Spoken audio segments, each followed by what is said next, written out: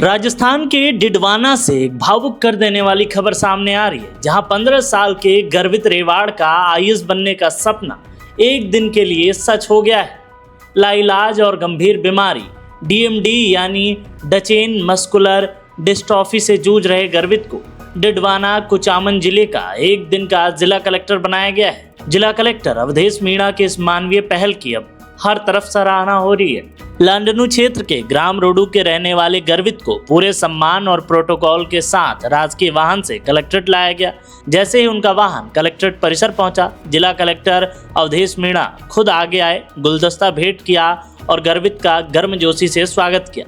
इसके बाद गर्वित को कलेक्टर के मुख्य चैम्बर में ले जाया गया, जहां उन्होंने जिला कलेक्ट्रेट की कुर्सी संभाली। वह पल वहां मौजूद हर व्यक्ति बेहद भावुक और प्रेरणादायक रहा। कुर्सी संभालने के बाद गर्वित ने अधिकारियों और कर्मचारियों के साथ बैठक भी की। बैठक में उसने बेहद समझदारी और परिपक्वता दिखाते हुए कहा कि जनता की शिकायतों और समस्याओं का समाधान सबसे पहले और जल्द होना चाहिए। मीडिया से बातचीत में गर्वित ने कहा कि जनता की समस्या सुनना और उसका निस्तारण करना ही सबसे बड़ा धर्म है। इसके साथ ही उन्होंने शिक्षा को बढ़ावा देने की बात कही। गंभीर बीमारी से लड़ते हुए भी गर्वित के चेहरे पर आत्मविश्वास और आंखों में सपने साफ नजर आ रहे थे। एक दिन का कलेक्टर बनकर उसने यह संदेश दिया कि हौसला अगर मजबूत हो तो मुश्किलें भी इंसान को सपने पूरे करने से नहीं रोक सकती है। डिडवाना की यह पहल सिर्फ गर्वित के लिए यादगार नहीं, बल्कि समाज और इंसानियत और संवेदनशीलता की उम्मीद का एक बड़ा संदेश है। पहले आप सभी लोगों को नमस्ते, नमस्कार। और मेरा नाम है गर्वित रेवाड़। मेरी उम्र 15 साल और मैं अभी 11वीं कक्षा में पढ़ता हूँ। और मेरा सपना आईएएस बनने का था, और जो मेरा आज पूरा हो चुका है। और मैं अपने देश में परिवर्तन ये चाहता हूँ कि छात्रों पर अच्छे से ध्यान दिया जाए, शिक्षा को एकदम आगे लाया जाए, आगे के लेवल पर जितनी अच्छी शिक्षा हो सके उतनी आगे लाया जाए शिक्षा को। क्योंकि जैसे मैं आईएएस बना हूँ, जैसे बहुत सारे विद्यार्थी भी आईएएस बनेंगे, तो उनकी परीक्षा तो उनकी शिक्षा एकदम अच्छी तरीके से होनी चाहिए। और जो भी मीटिंग हो कलेक्टर की, सारी जनता की सुननी चाहिए। ये परिवर्तन चाहता हूँ मैं हूँ तो मैं सारी जनता की बातें सुनूंगा और जल्दी से जल्दी उनको कंप्लीट करने की कोशिश करूँगा। और मेरा सपना आईएएस का ऐसे आया कि मेरे पिताजी मेरी प्रेरणा है। वो अभी शिक्षक है, वो कुछ सालों से आईएएस की तैयारी चल रही है। तो घर में प्रशासनिक और शिक्षा का माहौल रहता है पूरे दिन। तो मैं बचपन से ही इस माहौल में रहा हूँ। और मैंने इस फील्ड में मेरे को रुचि आई। इस फील्ड में रुचि आने का कारण ये था। और फिर मैंने सोचा कि मैं आईएएस ऑफिसर बनकर पूरे देश का नाम रोशन करूँगा और जितनी अच्छी चीजें हो सके उतनी अच्छी करूँगा। इसका सपना था कि मैं कलेक्टर बनूँ। जब से छोटा था तब से ये होता था कि मैं बड़ा होऊंगा तो कलेक्टर बनूंगा। फिर ये बीमारी से जूझ रहा है, तो इसका जो ड्रीम थी, तो इसके पापा ने मेरी बैठ के बात की, तो सर से मिली। हम लोगों ने सोचा कि क्या ये सपना पूरा हो सकता है, क्योंकि इसकी डिजीज ऐसी है कि ये पूरा पढ़ के बन तो पाता नहीं।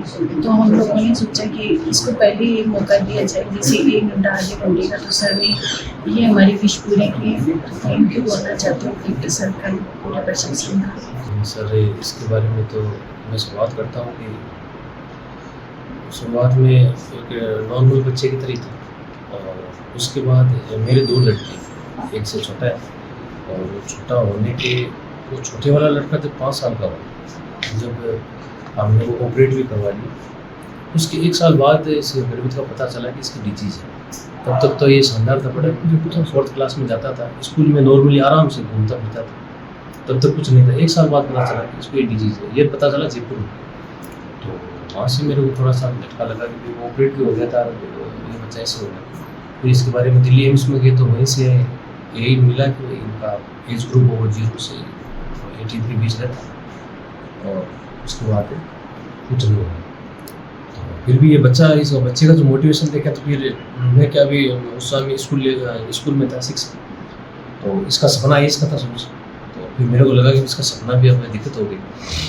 तो फिर मैंने वापस फिर आरएस की तैयारी चालू की। मेरा कोई इरादा नहीं था, मेरा इस बच्चे को बनाने का था, क्योंकि इतना इंटरेस्ट नहीं था। तो मैं इस बच्चे के साथ था और बच्चे का ये हुआ, तो फिर मैं कहा अभी आप हम ही शुरू करते हैं। तो फिर मैंने आरएस की तैयारी चालू की, अभी कर रहे हैं, संघर्ष चल रहा है। लेकिन फिर वो इस बच्चे का लगा कि भाई अभी कुछ करना चाहिए आईएएस के बारे में। तो हमें ये सुनने को मिला कि चलो अपन कलेक्टर साहब से मिलते हैं। तो सर से मिलने आए थे, इससे मानव से मिला से अभी 2 दिन पहले तो मिलने आए। तो इन्होंने वो इस महानिपल को आगे बढ़ के लिए कहा, अच्छी बात है। तो इन्होंने कहा कि फाइनल प्रोग्राम हम बताते। तो फिर आज का ये प्रोग्राम हुआ। तो सभी को, प्रशासन को, कलेक्टर साहब को, पूरी स्टाफ को, आप मीडिया के भी सबको बहुत बहुत धन्यवाद। इतना बढ़िया प्रोग्राम हमने सोचा नहीं था। हमने सोचा कि नॉर्मल कुर्सी पे बैठ के घूम के आ जाए। तो आप सबको बहुत बहुत धन्यवाद। जिलेवासियों को मेरा यही संदेश है कि जो आप किसी भी प्रॉब्लम में हो, कभी भी कोई समस्याएं हो लाइफ में, कभी आपको गिव अप नहीं करना है। हमेशा जो आप अपनी एस्पिरेशंस हैं, आपकी जो तमन्नाएं हैं, आप जो बनना चाहते हैं, आप जो करना चाहते हैं, उसको कभी गिव अप नहीं करें। और ये मैं कह सकता हूँ आपको कि सक्सेस आपको हमेशा मिलेगी। हो सकता है कभी जल्दी मिले, कभी थोड़ा लेट मिले, लेकिन सक्सेस अभी हमेशा मिलेगी। ये बच्चा जो है मेरे पास कुछ दिन पहले आया था, इसके पेरेंट्स भी आए थे, फादर एंड मदर, कि सर जो है ये, फिर मैंने इसके बारे में पूछा तो इसका गर्वित नाम है एंड इसने बहुत अच्छा जो है प्रोग्रेस की है। डीएमडी से पीड़ित है, आप सभी को पता है कि बड़ी जेनेटिक प्रॉब्लम है, लेकिन डिस्पाइट दैट इसने 10th क्लास के भी रिजल्ट आए, इसमें 84% आई है। तो ये हम सबके लिए बड़ी गर्व की बात है कि इसने कितनी मेहनत से जो तैयारी की है और इसका ब्रेन कितना शार्प है।